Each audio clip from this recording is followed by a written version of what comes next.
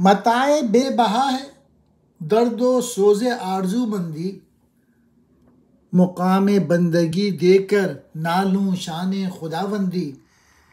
تیرے آزاد بندوں کی نہ یہ دنیا نہ وہ دنیا، یہاں مرنے کی پابندی وہاں جینے کی پابندی۔ حجاب اکثیر ہے آوارہ کوئے محبت کو، میری آتش کو بھڑکاتی ہے تیری دیر پیوندی۔ گزر اوقات کر لیتا ہے یہ کوہ بیاباں میں، کہ شاہی کے لیے ذلت ہے کار آشیاں بندی۔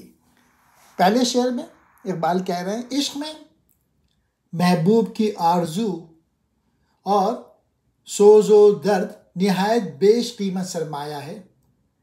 اگر مجھ سے کہا جائے کہ میں بندگی ذوق و شوق چھوڑ کر آقائی کی بے نیازی لے لوں تو میں یہ سودا کبھی نہ کروں گا۔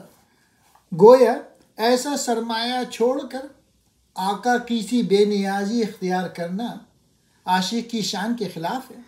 پہلے شعر میں اقبال نے اس کی اہمیت اور قدر و قیمت واضح کی ہے۔ کہتے ہیں محبوب کے حصول کی آرزو سے انسان کے اندر درد و رموز کی جو کیفیت پیدا ہو جاتی ہے وہ عاشق کی نظر میں اتنی قیمتی ہوتی ہے کہ اس کا اندازہ نہیں ہو سکتا۔ مقام بندگی سے شان نیاز اور شان خداوندی سے مرتبہ ناز مراد ہے۔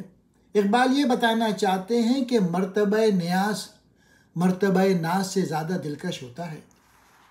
دوسرے شعر میں اقبال نے آزاد بندوں کی صفت بیان کی ہے۔ واضح ہو کہ کلام اقبال میں آزاد ایک اصطلاح ہے جس سے مراد وہ شخص جو اللہ سے خاص محبت کرتا ہو، کسی صلح یا جزا مثلا جنت کا خواہ نہ ہو۔ لیکن اس شعر میں اس لفظ کے مفہوم میں یہ بات بھی داخل ہے کہ آزاد وہ ہے جو کسی قسم کی پابندی گوارا نہ کرے۔ الغرض آزاد سے وہ عاشق مراد ہے جو کائنات میں کسی غیر کی طرف سے عائد کردہ پابندی کو قبول نہ کرے۔ اقبال کہتے ہیں اے خدا سچی بات تو یہ ہے تیرے آزاد بندے، یعنی وہ بندے جو تیری محبت کی قید میں ہیں، ان کے اندر قیود و حدود اس درجے کے پیدا ہو گئے، مجھے اندیشہ ہے کہ وہ نہ یہاں خوش رہ سکتے ہیں نہ وہاں، کیونکہ یہاں مرنے کی پابندی ہے اور وہاں جینے کی پابندی ہے۔ گویا یہاں یعنی اس دنیا میں تو ہر حال میں مرنا ہے، لیکن وہاں ہمیشہ کی زندگی ہوگی، اور یہ دونوں پابندیاں ہیں جو آزاد فطرت عاشق کے لیے گویا ناگوار ہیں۔ تیسرے شعر میں اقبال کہتے ہیں کہ محبوب جب تک پردے میں رہے تو سوز عشق میں اضافہ ہوتا جاتا ہے۔ اے خدا جب میں غور کرتا ہوں تو عاشق کے حق میں بہت مفید ثابت ہوتا ہے، کیونکہ جس قدر تو مجھ سے اجتناب کرتا ہے اس قدر تجھ سے ملنے کی آرزو پیدا ہوتی ہے۔ محبت کے کوچے میں آوارہ گھومنے پھرنے والے عاشق کے لیے محبوب کا پردے میں رہنا ایک طرح سے اس کے لیے یہ پردہ اکثیر کی تاثیر رکھتا ہے۔ پھر چوتھے شعر میں شاہین یا شہباز جیسے پرندے کے لیے اپنا آشیانہ بنا کر رہنا ذلت کا باعث ہے، اسی لیے وہ کوہ بیاباں میں اپنی زندگی بسر کرتا ہے۔ گویا بلند حوصلہ انسان کو اسباب و وسائل سے کوئی تعلق یا دلچسپی نہیں ہوتی، وہ اپنی ہمت کے وجہ سے اپنی زندگی سنوارتا ہے۔ اس شعر میں شاہین کا استعارہ اقبال نے بلند حوصلہ اور جرت مند لوگوں کے لیے استعمال کیا ہے۔